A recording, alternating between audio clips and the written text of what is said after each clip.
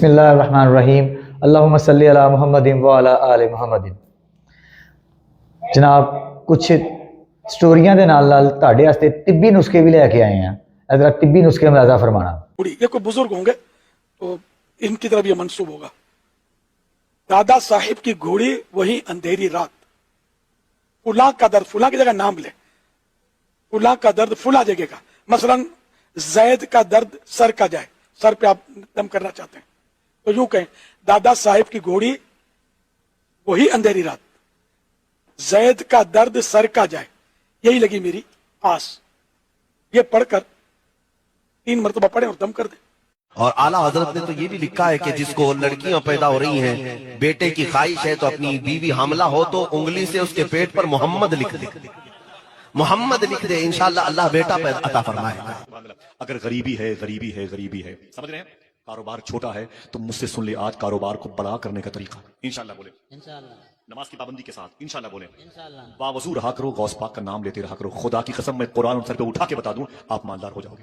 ہمارا جو آج کا روحانی علاج ہے وہ ہے پیٹرول کے حوالے سے، پیٹرول میں برکت کے حوالے سے آج کا ہمارا روحانی علاج ہے۔ عمل کچھ اس طرح کہ جس وقت آپ نے اپنا پیٹرول موٹر سائیکل میں یا گاڑی میں اپنے میں پیٹرول ڈلوانا ہے، پیٹرول ڈلوانے کے بعد آپ نے 7 مرتبہ سورہ کوثر بسم اللہ الرحمن الرحیم انا اعطیناک الکوثر، یہ سورت آپ نے 7 مرتبہ پڑھنی ہے۔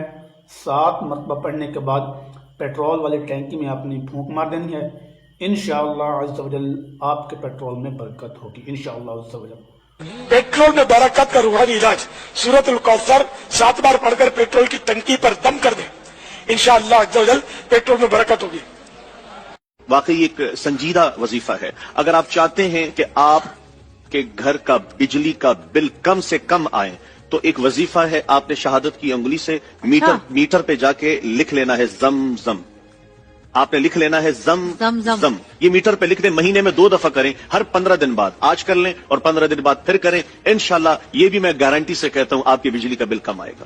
کہ اس پیڑ کا نام کیا ہے جس کے پتے کسی کے سامنے اگر مسل دیے جائیں تو وہ سامنے والا آپ کا اپنا دیوانہ ہو جائے گا، آپ کا اپنا مطلب اس کو پیار ہو جائے گا آپ سے۔ اس پیڑ کا نام بتانا ہے نا مجھے؟ پیڑ کا نام بتانا، حصار حصار۔ ہاں صحیح فرمایا بھائی نے کہ حصار اس پیڑ کا نام ہے جس کے پتے کسی سامنے آپ مسلیں گے تو سامنے والا کیا ہے آپ کا اپنا بن جائے گا، آپ مطلب اس کو آپ سے محبت ہو جائے گی۔ جی جناب، اے طبی نسخے تسی ویکھے، کمال ہو گئی۔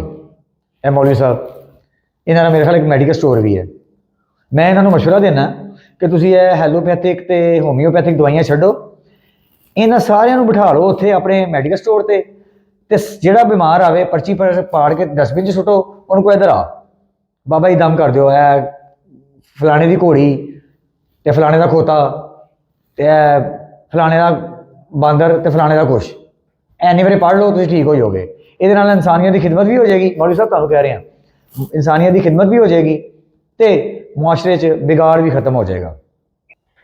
اور اگر تسی میرا مشورے تے عمل کر لیا تو مجھے امید ہے کہ انشاءاللہ تعالیٰ 7ویں دن تہاڈی دکان بند ہو جانی، کیونکہ کسی دی گھوڑی سوائے پٹھے لیان تو تے پٹھے کھان تو تے سواریاں دھون تو علاوہ کچھ نہیں کر سکتی، کوئی کچھ نہیں کر سکتی۔ اللہ تعالیٰ کی ذات نہیں کرنا، وہ مریض بھی تہاڈا پھٹل ہو گیا۔ کسی دا باندر سوائے تماشا کرن تو تہاڈے طرح ہور کچھ نہیں کر سکتا، تہاڈا وہ مریض بھی پھٹل ہو گیا۔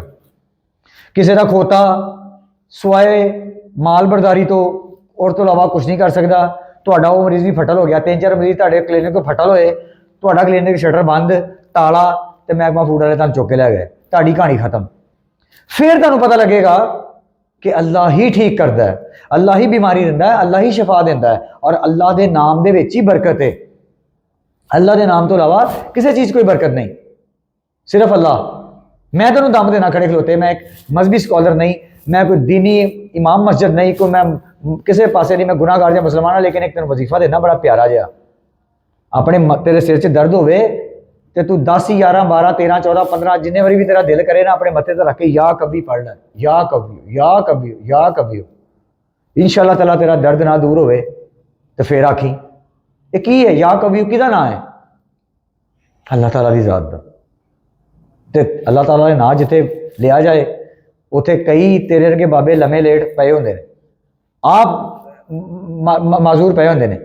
ਆਪ ਕਮਾਲ ਕਰਦੇ ਆ ਕਿ ਸਾਨੂੰ ਇੱਥੇ ਵਜ਼ੀਫੇ ਦੱਸਣ ਦੇ ਨੇ, ਸਾਨੂੰ ਇੱਥੇ ਇਹ ਦੱਸ ਰਹੇ ਨੇ ਕਿ 11 ਘੋੜੀਆਂ ਪੜ੍ਹ ਲਓ, 12 ਖੋਤੇ ਫੜ ਲਓ, 4 ਬਾਂਦਰ ਫੜ ਲਓ, ਤੁਸੀਂ ਠੀਕ ਹੋ ਜਾਓਗੇ।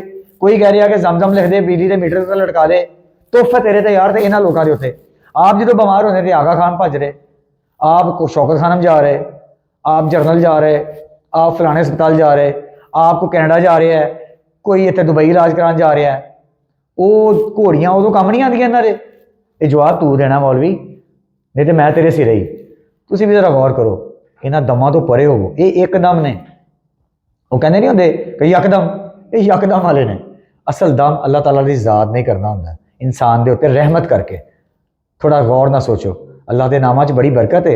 अल्लाह के नाम पुकारो, फाइनी करीब हूँ। अल्लाह ताला फरमाते ने, मिसरा बड़ा अच्छा, मैंने तो आयत बहुत अच्छी लगती है वाली कि मोहम्मद सल्लल्लाहु अलैहि वसल्लम मेरे बंदे को कह रहे हो, जो पूछण के अल्लाह कितने, तो कह रहे हो फाइनी करीब हूँ, करीब है तेरे।